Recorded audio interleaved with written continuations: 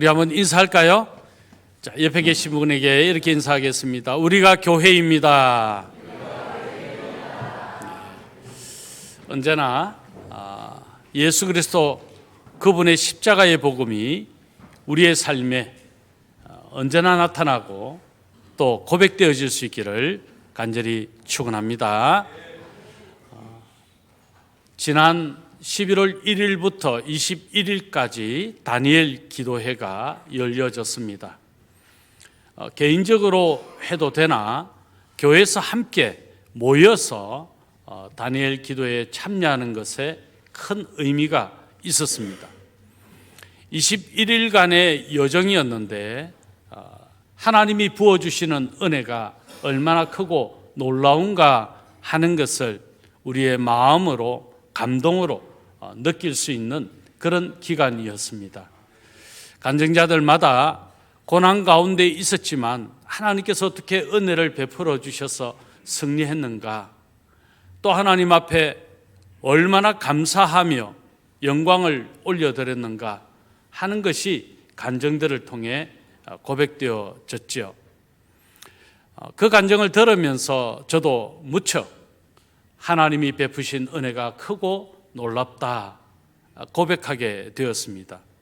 그 간증들을 들으면서 또 뜨거운 기도회가 열려지고 또 우리 성도님들도 뜨겁게 그렇게 기도하면서 하나님을 향하여 나아갔던 그런 21일간의 여정이었던 것 같습니다.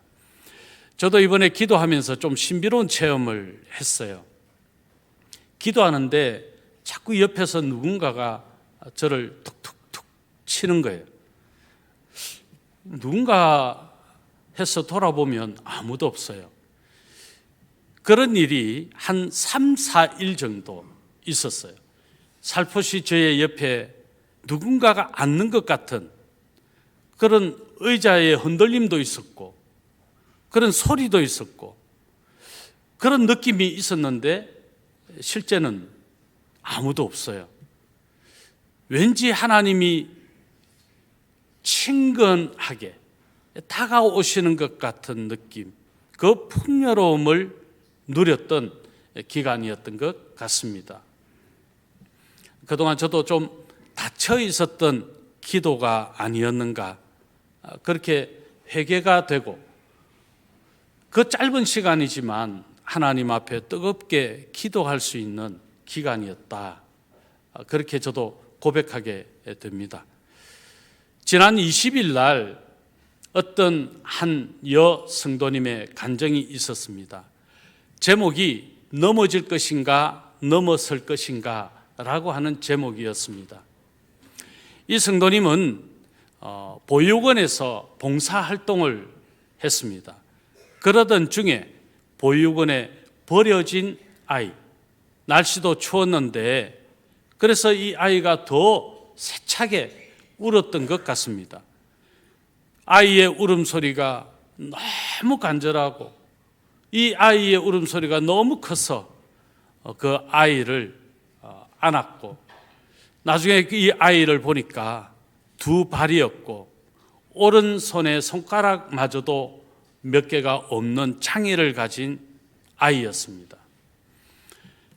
이런저런 우여곡절 끝에 이 여성도님이 이 아이를 자기의 아들로 입양하게 되는, 그리고 그 이후에 닥쳐왔던 고난들, 그러나 하나님이 계속적으로 도우시고 은혜를 베풀어 주셔서 두 다리가 없고 오른손에도 장애가 있지만 일반인 전국, 우리 대한민국 국가대표 수영선수가 되고 훌륭한 이 아들 김세진 형제의 간증을 또 들을 수 있는 그런 기회가 있었어요. 어떻게 그런 마음을 품을 수 있었을까? 그리고 그 아이를 기른다는 것이 쉽지 않은데 어떻게 이렇게 훌륭하게 이 아이를 양육하고, 그래서 이 아이가 반듯하게 성장하고 자라게 할 수 있었을까? 그 여성도님의 고백도 그러했지만 모든 것이 하나님의 은혜, 하나님의 도우심이 아니었다면 있을 수 없는 일이다. 그래서 이 제목, 넘어질 것인가 넘어설 것인가, 사실 오늘 본문의 말씀을 통해서 정한 제목은 심판하시는 하나님, 긍휼을 베푸시는 하나님이라는 제목이었어요.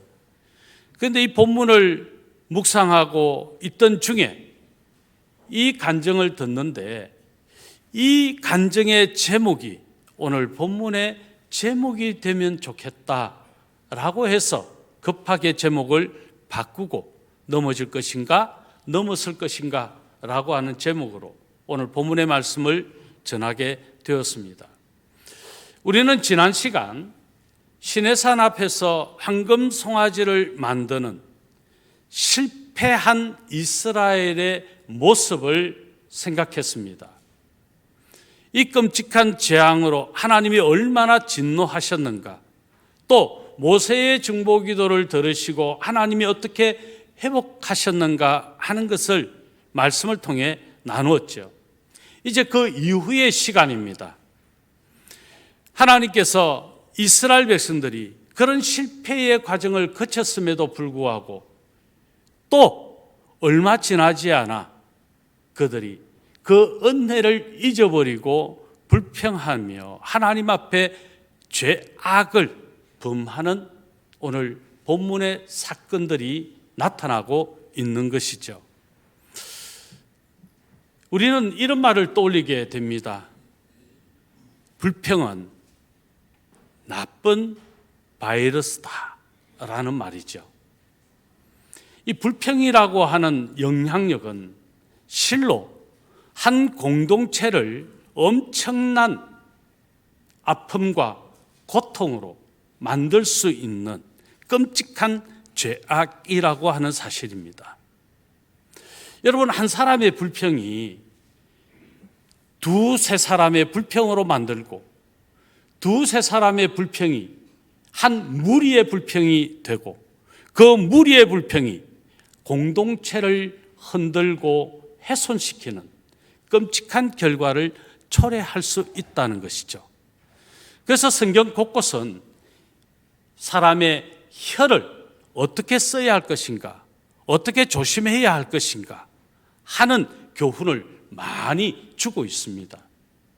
오늘 본문은 그런 의미에서 이스라엘 백성들이 그 혀로 범죄하는, 불평하는 소리로 공동체가 얼마나 심각한 상태가 되어지는가, 하나님은 거기에 어떻게 또 반응하시는가, 그리고 그 사건을 통해서 이스라엘에게 하나님께서 주시고자 하는 교훈이 무엇인가 하는 것을 우리가 함께 나누어 보려 하는 겁니다. 성도 여러분, 이스라엘 백성들이 불평하고 원망하는 이 범죄, 오늘 우리의 모습과 비슷하지는 않는가? 아니, 오늘 저와 여러분의 모습이지는 않는가 하는 것을 아울러 우리가 함께 생각하면서 오늘 본문이 주시는 교훈을 함께 살펴보려 합니다. 크게 두 가지로 오늘 본문을 통하여 말씀을 나눌 텐데, 첫 번째는 불평으로 넘어진 이스라엘, 불평으로 넘어진 이스라엘이 하나님께서 어떻게 하셨는가? 여러분, 이스라엘, 오늘 민수기 11장의 배경은요, 시내산에서 가데스 바네아로 가는 그 여정 가운데 일어난 두 가지 중요 사건이 기록되어져 있습니다. 첫 번째 사건은 다베랴 사건입니다. 그리고 두 번째 사건은 기브롯 핫다와 사건입니다. 이 사건을 통해서 그들이 하나님께 어떻게 범죄했는가, 또 하나님은 어떻게 반응하셨는가, 그리고 하나님은 어떤 분이신가 하는 것을 우리가 만나게 되는 것이죠. 불평으로 넘어진 이스라엘, 첫 번째 다베랴 사건입니다. 이 다베랴 사건은 불평 때문에 하나님의 진노로 불심판이 임하게 되고, 그래서 이스라엘 백성들의 많은 사람들이 하나님의 불심판에 죽음을 당하는 사건입니다. 자, 오늘 11장 1절의 말씀인데요. 우리 같이 한번 읽어보겠습니다. 여호와께서 들으시기에 백성이 악한 말로 원망하며 여호와께서 들으시고 진노하사 여호와의 불을 그들 중에 붙여서 진양 끝을 사르게 하시매. 자, 아마도 진영 끝 부분에서 이런 불평하는 말이 시작되었던 것 같아요.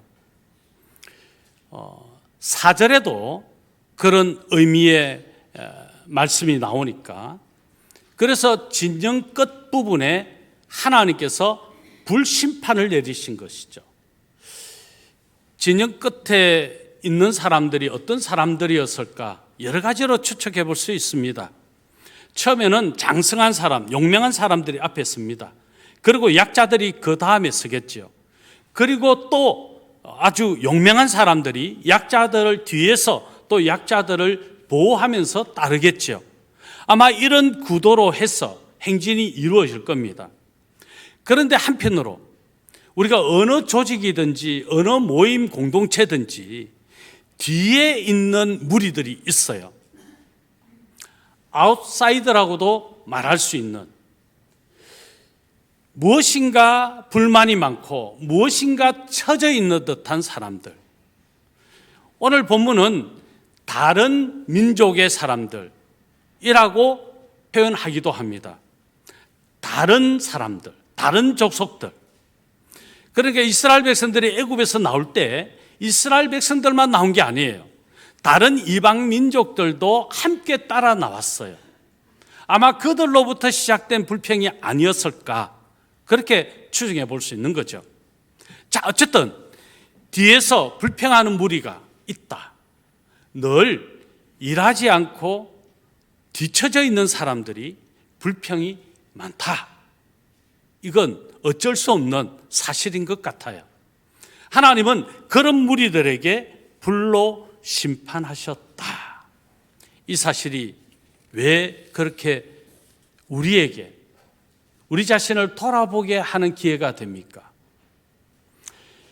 주의 일을 하면서 열심히 해야 될 때 뒤처져 있으면서, 하지 않으면서 그의 입은 끊임없이 불평을 쏟아내는 모습으로 우리도 많이 겪어왔기 때문입니다. 또 그런 사람들을 우리도 많이 만났고 보았기 때문입니다.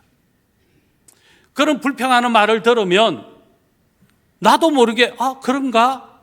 그렇네? 그러면서 자기도 모르게 또 불평하게 되는 거죠. 그래서 불평은 나쁜 바이러스입니다. 옮겨지고 무리가 되고 무리가 되어서 공동체를 해치게 되는 끔찍한 죄악이죠. 공동체가 어떤 공동체입니까? 하나님이 세우시고 하나님이 부르시고 하나님이 하나님의 나라로 만든 공동체입니다. 그 공동체를 훼손하니 하나님께서 얼마나 가슴 아프시고 얼마나 진노하시겠는가. 불로 심판하신 것이죠. 오늘 본문의 말씀은 그런 의미에서 오늘 우리 자신을 돌아보게 한다. 다베라 사건은 불평 때문에 공동체가 큰 피해를 당하게 되는, 하나님의 진노를 사고 하나님의 심판이 임하게 되는 사건을 나타내고 있는 것이죠. 모세는 여기에 대하여 어떻게 반응했을까요? 모세는 그 불평하는 이스라엘을 보며 차라리 하나님, 나도 힘듭니다. 나도 죽여주십시오 라고 반응하는 모습을 오늘 민수기 11장에서 우리는 만나게 되는 거죠. 자, 4절의 말씀도 우리 같이 한번 또 읽어보겠습니다. 4절입니다. 그들 중에 섞여 사는 다른 인종들이 탐욕을 품으며 이스라엘 자손도 다시 울며 이르되 누가 우리에게 고기를 주어 먹게 하랴. 이제 어떤 불평을 또 하고 있습니까? 고기를 달라고 불평하고 있습니다. 이 사건이 기브롯 핫다와 사건입니다. 다베라라고 하는 말은 여호와의 불로 심판하셨다라는 뜻이고요. 기브롯 핫다오아라는 이 단어의 뜻은 탐욕의 무덤, 염려의 무덤이라는 뜻입니다. 아마도 이 다베라 사건은 그들이 광야를 가면서 힘든 거예요. 지치고, 그래서 그들이 피곤하니까 불평을 시작했던 것 같아요. 여러분, 시내산에서 이제 저 가데스 바네아 얼마 멀지 않습니다. 근데 그 길을 가면서 투덜투덜 대는 거죠. 예를 들면 이런 거예요. 아니, 교회에서 뭐 꼭 기간별 찬양대 해야 돼? 귀찮게 나를 꼭 이렇게 참여하게 해야 돼? 그거 안 하면 안 돼? 아니, 그냥 예배 드리면 되지 뭐 굳이 그런 거 해야 돼? 아니, 전도 누가 하면 되지 뭐 내가 꼭 나까지 해야 돼? 구제 있는 사람들만이 하면 되지 내가 형편도 그런데 내가 왜 굳이 해야 돼? 우리도 그럴 수 있지 않을까요? 길을 가면서 그게 불편하니까 불평했던 겁니다. 이게 다베라 사건의 결과예요. 기브롯 핫다와 사건도 마찬가지였어요. 여러분, 하나님께서 이스라엘 백성들을 어떻게 이끌으셨습니까? 그들의 옷이, 신발이 헤어지지 않게 해주셨어요. 애굽에서 나와서 가나안 땅에 이르기까지 그들의 신발이 떨어지지 않고 옷이 떨어지지 않는 놀라운 기적 아닙니까? 하나님이 그런 기적으로 그들을 이끌어내시고 인도하시고 계신 중에 처음에는 신발이 안 떨어지네, 옷이 안 떨어지네, 신기해. 얼마나 놀랐을까요? 그리고 얼마나 좋았을까요? 그런 기적을 경험하면서 간다고 생각하니까. 그런데 그 기적을 날마다 경험하니까 익숙해졌어요. 익숙해지니까 기적 같은 느낌이 안 드는 거예요. 감사하다가 이제 감사를 잃어버리는 거죠. 여러분, 이스라엘 백성들 어떻게 광야에서 또 인도하셨나요? 밤에는 불기둥으로, 밤 되면 매우 춥거든요. 얼어 죽어요. 불기둥으로 그들을 따뜻하게 지켜주셨고, 낮에는 햇살이 얼마나 센지 몰라요.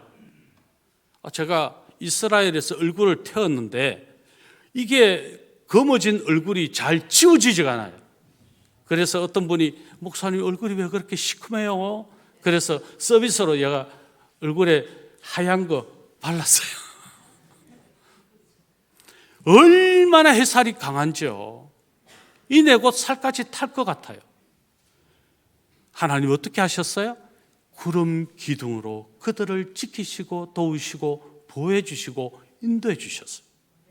그들의 여정은요, 하나님의 기적이 계속적으로 함께하는 여정이었어요. 그런데 그 기적에 익숙해지니까 잊어버리는 거예요. 감사하지 못하는 거예요. 은혜가 은혜인지 모르는 거예요. 불평하는 것이죠. 여러분, 이게 큰 죄입니다. 우리는 어떻습니까? 하나님이 주시는 기적을 경험하지 않았습니까? 하나님이 주시는 은혜가 없습니까? 많잖아요. 그런데 왜 불평합니까?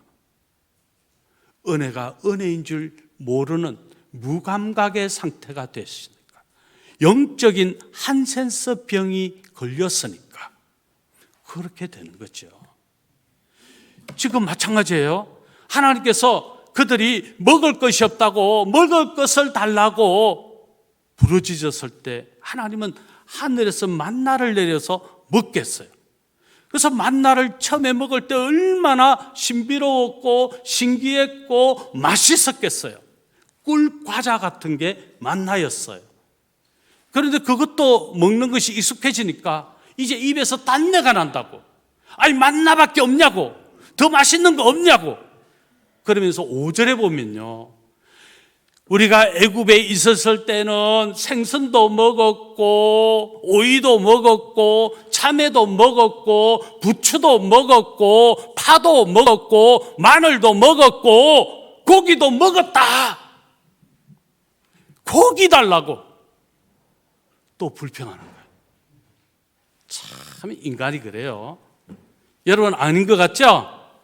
다 똑같아요. 예.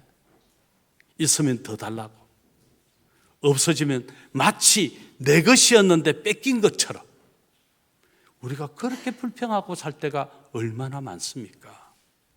자, 모세가 그런 이스라엘 백성들의 불평하는 소리를 듣고 하나님께 아뢰입니다. 13절인데요. 우리 같이 한번 읽어볼게요. 13절 말씀입니다. 이 모든 백성에게 줄 고기를 내가 어디서 얻으리이까? 그들이 나를 향하여 울며 이르되 우리에게 고기를 주어 먹게 하라 하온즉. 하나님께 아뢰는 거죠. 하나님, 제가 어떻게 고기를 이 많은 군중들에게 먹일 수 있겠습니까? 하나님 해결해 주십시오. 자, 하나님 어떻게 답하셨을까요? 31절입니다. 같이 또 읽어볼게요. 바람이 여호와에게서 나와 바다에서부터 메추라기를 진영 곁 이쪽 저쪽 곧 진영 사방으로 각기 하루길 되는 지면 위 두 규빗점에 내리게 한지라. 자, 뭐 했다고요? 메추라기를 하나님이 주셨던 것이죠. 어느 정도로 주셨어요? 2규빗. 지면을 가득 메추라기로 세워 하나님께서 주신 거예요. 가득 지면 위에. 메추라기는 나는 짐승이에요. 그런데 날아야 될 메추라기가 지면에 쌓인 거예요. 2규빗. 한 규빗은요 약 45에서 50cm예요. 2규빗이니까 약 90에서 100cm 지면에서 1m 정도 쌓였다는 거예요. 날아가지도 않아요. 손으로 잡으면 다 잡혀요. 요리를 해서 배불리 먹게 해 주셨다는 것이죠. 믿으십니까? 하나님은요 무엇이든지 하실 수 있는 전능하신 하나님이십니다. 천지만물을 말씀으로 창조하신 하나님이십니다. 하나님이 하시지 못할 일은 없습니다. 이스라엘 백성들은 그런 기적을 날마다 경험했던 거예요. 또 고기가 없다고 불평하니까 하나님이 메추라기를 먹이게 해 주신 거죠. 그런데 여러분, 여기에서 우리가 한 가지 또 생각해야 될 게 있습니다. 그러나 하나님은 어떤 분이십니까? 거룩하신 분이십니다. 거룩하신 하나님은 죄를 미워하십니다. 죄에 대하여는 반드시 대가를 지불하게 하십니다. 하나님 어떤 하나님이시죠? 공의의 하나님이십니다. 33절인데 읽어보겠습니다. 33절입니다. 고기가 아직 이 사이에 있어 씹히기 전에 여호와께서 백성에게 대하여 진노하사 심히 큰 재앙으로 치셨으므로 고기를 요리했습니다. 그리고 그 고기를 먹기 위해서 입에 넣었습니다. 윗니 아랫니 사이에 들어있는 그 고기를 채 씹기도 전에, 맛보기도 전에 어떤 끔찍한 일이 생겼습니까? 심히 큰 재앙이 그들에게 임했다는 거예요. 여기 심히 큰 재앙은 당시 여러 가지 문헌과 역사적 자료들을 보아서 학자들이 심각한 전염병이다라고 이야기합니다. 여러분, 불평은 뭐라고 했어요? 나쁜 바이러스라 그랬죠. 나쁜 바이러스를 일으킨 백성들에게 이 바이러스가 얼마나 끔찍한가를 하나님은 심판으로 그들에게 내리신 거예요. 전염병을. 여기에서 우리가 하나 분명하게 짚고 넘어야 될 게 있습니다. 성경은 하나님은 사랑이시라 말씀합니다. 그러면 우리는 이렇게 질문하겠죠. 하나님은 사랑의 하나님이 아니십니까? 그런데 어떻게 하나님이 사랑하셔서 택하신 우리 하나님의 백성들을 이렇게 심판에 내어놓을 수 있습니까? 답이 무엇입니까? 있습니다. 여러분, 우리 자녀들이 죄를 짓고 삐뚤어진 길을 가고 나쁜 짓을 하면 부모된 도리로 그 자녀를 어떻게 교육하게 됩니까? 내가 너를 사랑하니까 네가 뭘 해도 괜찮아. 어떤 나쁜 짓을 해도 나는 다 허락해 줄 수 있어. 그럴 부모 있으면 손 들어 보십시오. 그 부모 아니에요. 그건 가짜예요. 내 자녀가 나쁜 길에서 돌이켜서 바르게, 선하게, 의로운 자로 살기를 원하는 것이 부모예요. 돌이키기를 원해서 채찍을, 징계를, 매를, 혼을 내는 것이죠. 사랑하니까. 사랑하지 않으면 그럴 필요가 없어요. 그냥 내버려 두는 것이죠. 방치하는 것이죠. 방관하는 것이죠. 그러나 하나님은 사랑이시라. 하나님의 마음이 아프셔도 매를 들어 혼을 내는 겁니다. 왜요? 돌이켜서 축복의 삶을, 은혜의 삶을, 능력의 삶을, 선한 삶을 살아갈 수 있기를 하나님이 원하시기 때문에. 하나님 어떤 분이십니까? 심판하시는 하나님, 공의의 하나님이시다. 그 하나님이 우리에게 말씀하시고자 하는 교훈은 무엇입니까? 돌이켜라. 불평하는 죄에서 돌이켜라. 거기에서 넘어졌다면 이제 그 불평의 자리에서 넘어서라. 하나님이 말씀하는 거죠. 이게 다베라와 기브롯 핫다와 사건입니다. 하나님은 공의의 하나님이시다. 그래서 신명기 28장 15절에 하나님 말씀을 거역하고 순종하지 않으면, 행하지 않으면 하나님은 진노하시고 재앙을 내릴 수밖에 없다라고 하는 이 말씀을 주시는 거죠. 자, 우리 이 말씀도 같이 한번 읽어볼까요?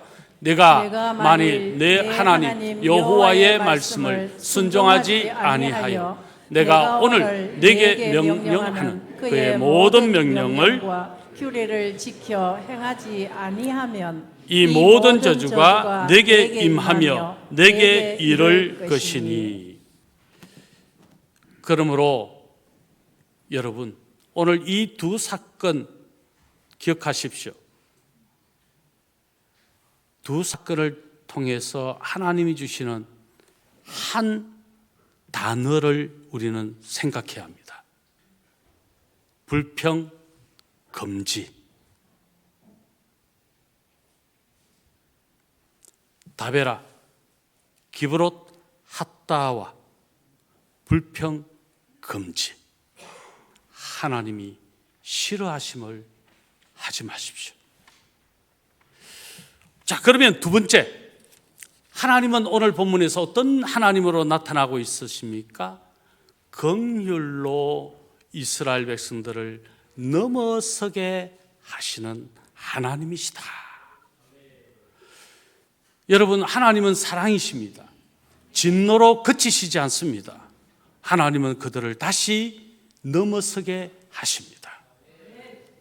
두 사건을 통해서 우리는 또 그것을 만나게 되는데, 첫 번째가 모세의 중보 기도입니다. 자, 오늘 11장 2절의 말씀입니다. 같이 읽어봅니다.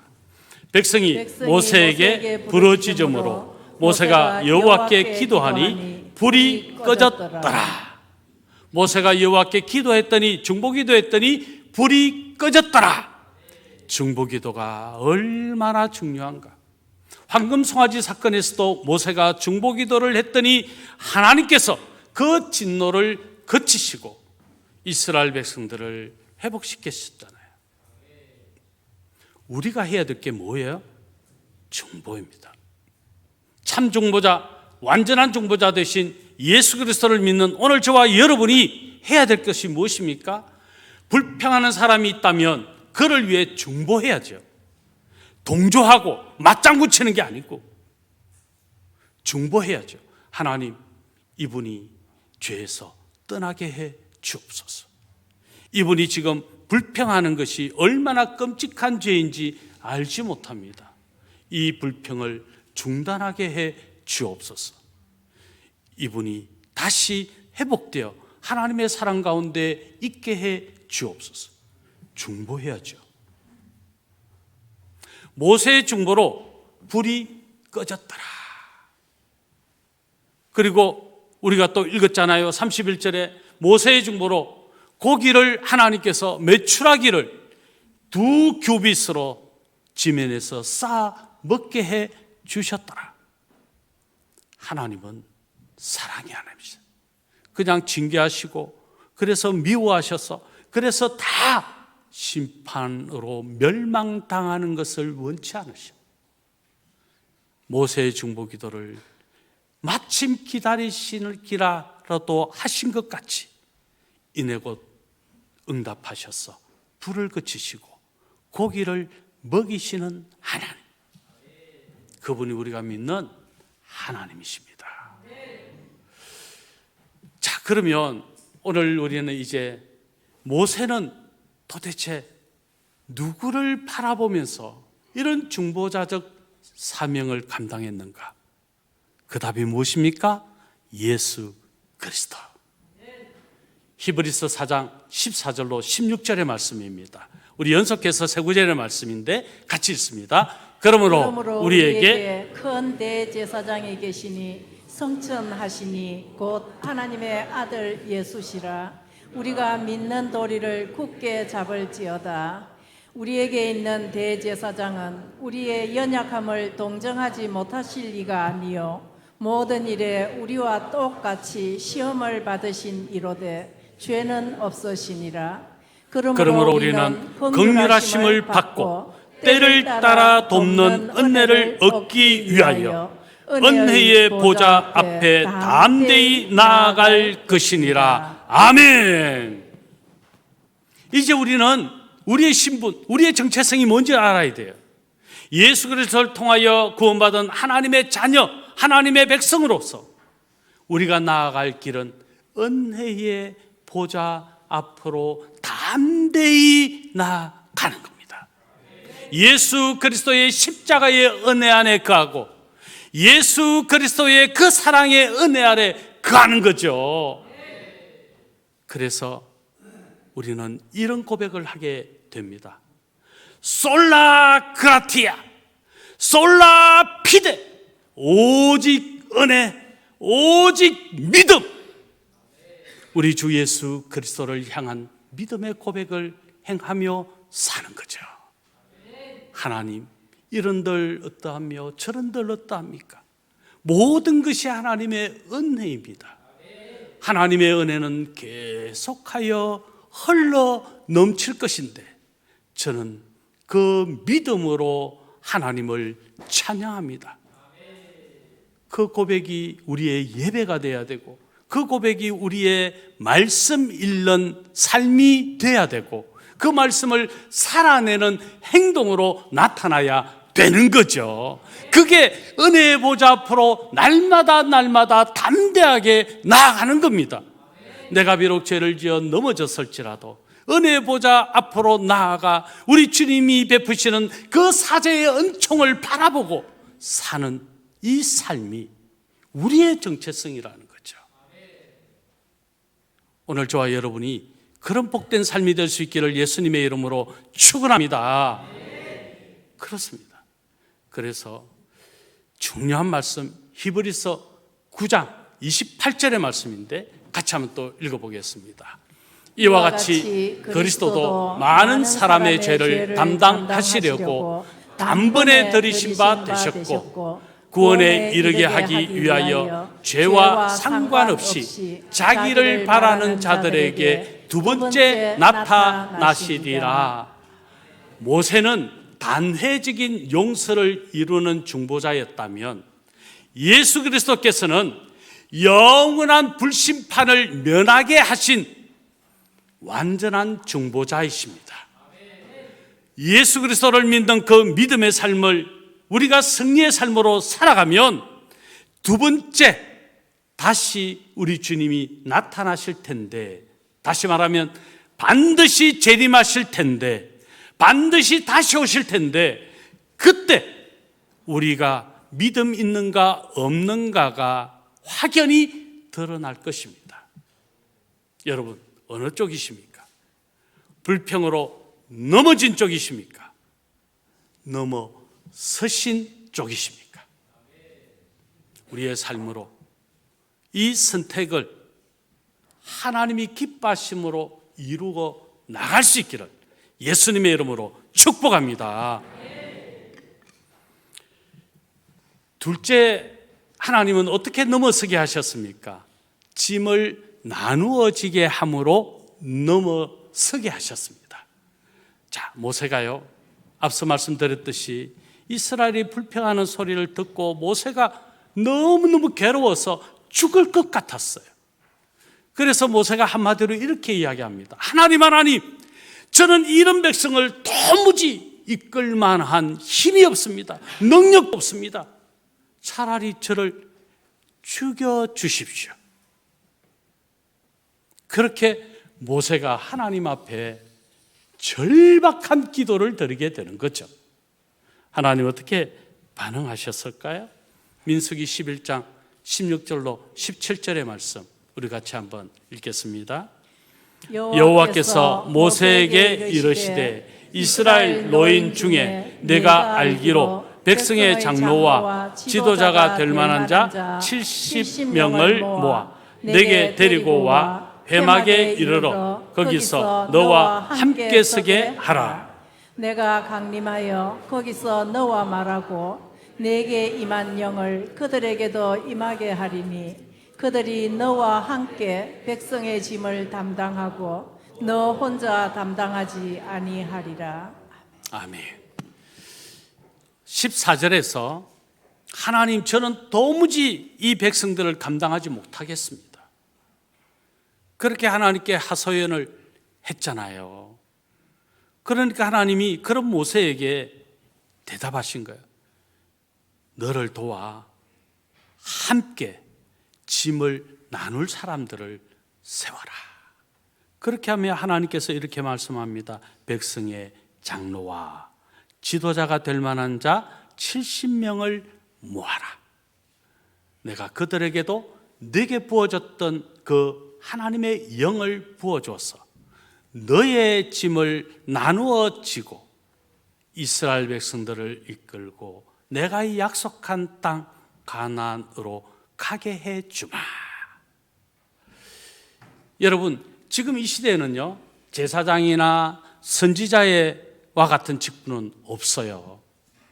그러나 이 시대에 모세를 통하여 세우게 한 직분자들, 지금 이 시대적 의미로 적용하면 누가 될 것 같아요? 예, 목사와 또 장로라고 했으니까 장로와 그리고 영적인 지도자들, 안수집사, 권사, 집사, 구역장, 부구역장, 이런 분들인 거죠. 여러분, 우리 총회 교회 헌법에 보면요, 목사가 신방을 하고 성도들을 다 돌아보라, 목사만 하는 거라고 안 해요. 장로의 직무 중에 가장 중요한 세 가지 조항이 성도들을 신방하고 돌아보는 거예요.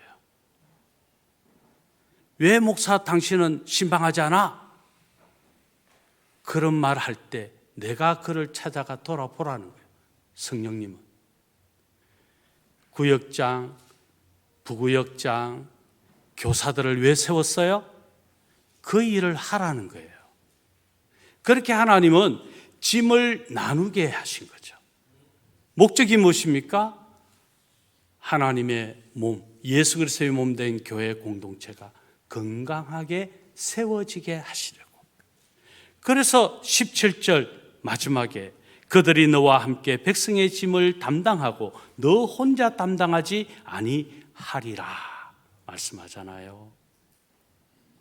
그러면 누군가 또 그래요? 아니, 목사 당신은 사례도 받잖아. 그럼 사례 받는 만큼 해야지. 내가 왜 신방해야 돼? 여러분, 우리가 정말 이 말씀이 우리에게 주는 정확한 교훈이 뭔지를 제대로 이해하셔야 돼요. 목사는 목사로 살 일이 있고, 또 장로와 안수집사와 권사와 집사와 구역장과 부구역장과 교사는 각각의 할 일이 있다. 그 공통적인 일은 성도를 돌아보는 거다, 신방하는 거다, 그리고 교육하고 양육하고 가르치는 이 일, 이것을 할 수 있도록 말씀을 풀어서 그 말씀을 가르치고 그 말씀을 선포하고 그 말씀을 살아내도록 하게 하는 것이 목사가 할 일이라는 거예요. 우리에게 주어진 이 짐이 나뉘어질 때 교회 공동체는 건강한 공동체가 되는 거죠. 에베소서 4장 11절로 12절의 말씀 우리 같이 한번 읽겠습니다. 그가 어떤 사람은 사도로, 어떤 사람은 선지자로, 어떤 사람은 복음 전하는 자로, 어떤 사람은 목사와 교사로 삼으셨으니 이는 성도를 온전하게 하여 봉사의 일을 하게 하며 그리스도의 몸을 세우려 하심이라. 아멘. 우리 교회는요, 시스템이 좀 갖추어진 교회예요. 우리 교회에 한 분 한 분의 신방 일지가 전부 온라인으로 다 기록되게 돼 있어요. 제가 누구에게 전화를 했으면 전화한 것이 기록돼요. 다 기록으로 남겨져요. 또 신방을 했으면 어떤 말씀으로 언제 누구와 함께 권면했는지, 또 어떤 내용이 있었는지 다 기록이 돼요. 간혹 어떤 분들이 그렇게 누구를 신방했느냐고 질문하면 그걸 한번 펼쳐서 보여주고 싶을 때도 있어요. 내가 모른다고 해서 하지 않는 것처럼 생각하지 마세요. 모두는 그게 내 일이라고 생각하고 그 일을 감당하세요. 그게 짐을 나누어지는 거예요.